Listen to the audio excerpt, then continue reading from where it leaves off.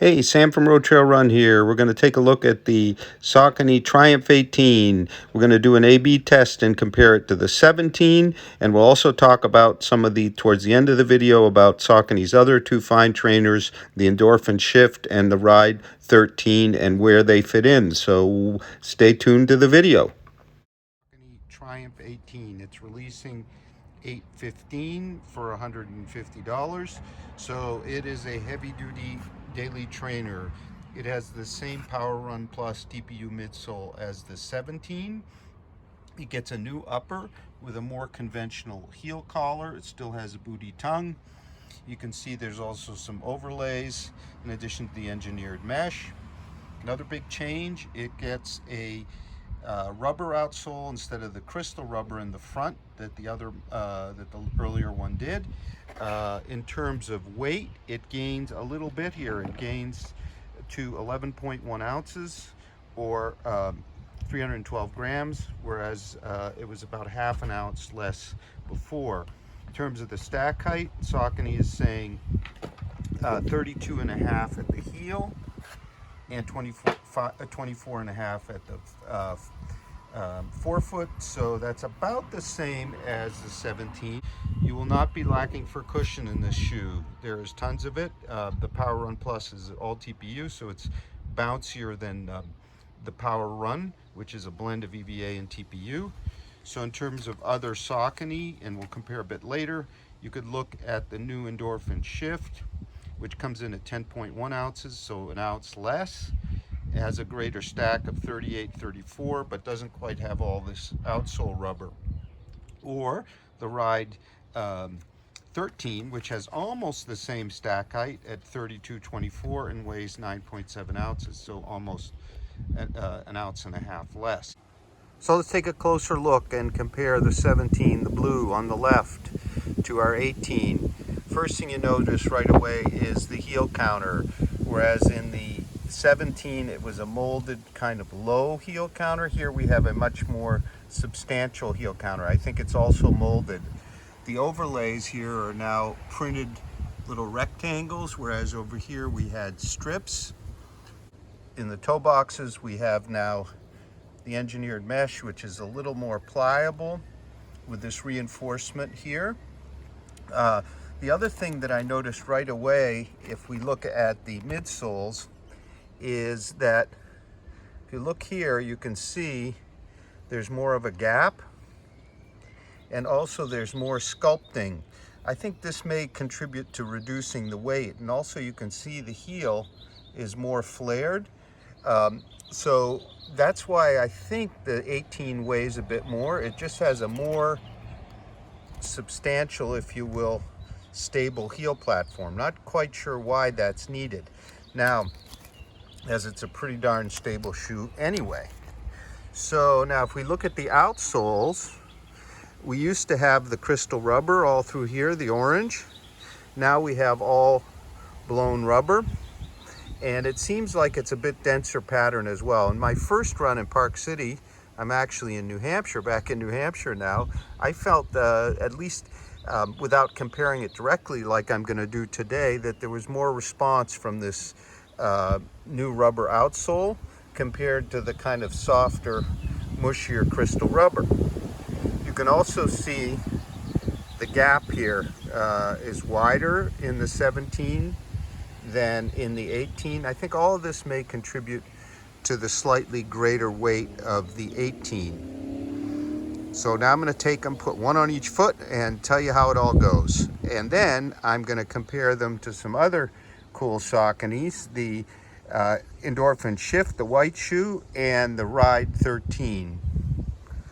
We'll talk to you in a bit. Not in Park City anymore, back home on the New Hampshire coast, the beautiful Rosa Rugosa. Let's talk about the fit here of the two Triumph. So the blue one, the right here, our 17, the heel is not as well held as the 18. The 18 really improves on that. Nothing wrong with it. This softer molded collar is replaced by a firmer one. One thing I'm definitely noticing is right here, it's quite a bit snugger and narrower feeling than on our 18, and also that may have something to do with that more filled in midsole. Up front in the toe box, quite similar, both a touch short at my true to size, although I'm finding that our 18 toe box is just a little roomier in vertical, maybe because it doesn't have that particular overlay. In terms of the ride so far, well, the 17 was a mighty smooth shoe. The 18 is smoother yet. Yes, it does gain some weight, but Saucony has plenty of other choices. If you in their lineup for training, this is the premium super plush kind of trainer. So generally people don't worry quite as much about weight. What I'm finding is the heel area, landing and transition to midfoot seems, and it's hard to even imagine because the 17 is also so stable, is more stable. It's a little smoother in transition. And then when I get up to the forefoot, I'm liking the new real rubber. Seems to also make the forefoot a little more stable, but I'm finding the 17 may toe off just a little quicker. Not a big deal. So essentially what we're getting here is just a very smooth ride from heel to toe. It's a soft, plush, bouncy ride. This will get you through basically many miles. There's lots of rubber. The cushioning is kind of bottomless on our 18, and it's just a smoother implementation. I just wish that it didn't gain the ½ ounce, but in this type of shoe, it's all about comfort. So I'm gonna keep going here, about three miles in, almost 3 miles in. Beautiful coastline. We're back from Utah, completely different environment. Talk to you soon. Back from my run with the Triumph 17 on the other foot. Well, I'm after about 5.2 miles, moderate, easy pace. I'm kind of concluding that the Triumph 18 is more cushioned than the 17. I could feel it both in the forefoot and the heel. So we're not sure if it's a question of the stack height or the geometry here. So I'm going to be asking, but it's definitely more cushioned. It's a very smooth, easy ride here from that upper, which kind of gets rid of some of the tightness of the various straps and that low collar, which doesn't hold nearly as well as the new one. It's just a very smooth ride, a bit flatter feeling, a bit less toe off impulse. But this is a shoe designed for supreme comfort. So it's bouncy, it's soft, but it's not in any way mushy. In some ways it reminded me of some of the Adidas Boost shoes, like the Supernova Glide, but there's no plastic involved here. The Power Run Plus, which is TPU beads, like Boost, is a bit firmer. It's kind of more consistent. It doesn't kind of get mushy. So now, if you say, hey, it's gained some weight, well, we're getting a bit more cushion here, I think. We're getting a more secure upper, but Saucony has plenty of other options. So, for example, let's look at the Ride 13. This would be your shoe if you really want a kind of all-around daily trainer. So it can do speed, it can do your everyday training. It's flexible. And it weighs about an ounce less. If you want to stay in sort of the Super Max cushion category, also lighter, and sharing the Power Run midsole, which is a TPU EVA blend that's a bit more responsive, a little firmer.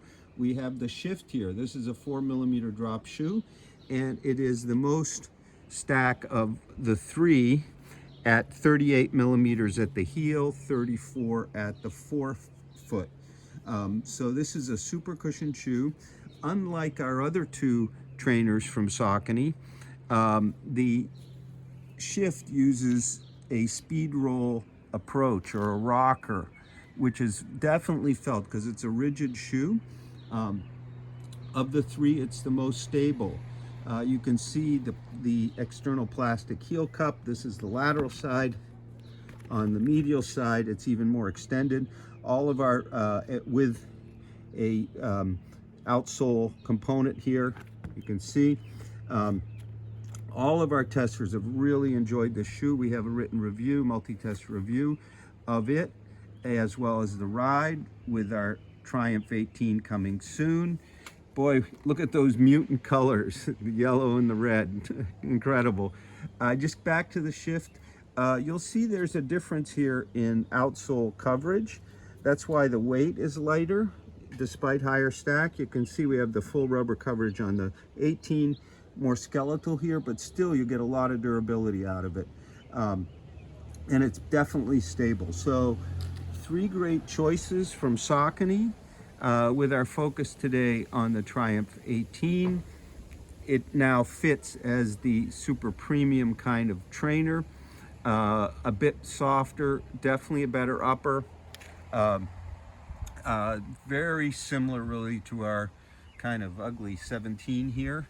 So it's a fine new option from Saucony, and as an update, it'll go on sale the middle of August, and its retail price will be $150. So there's your Saucony lineup. You got the Ride 13, which is out now, $130, and our Shift that just released, which is at $140, I'm sorry, with its 4mm drop.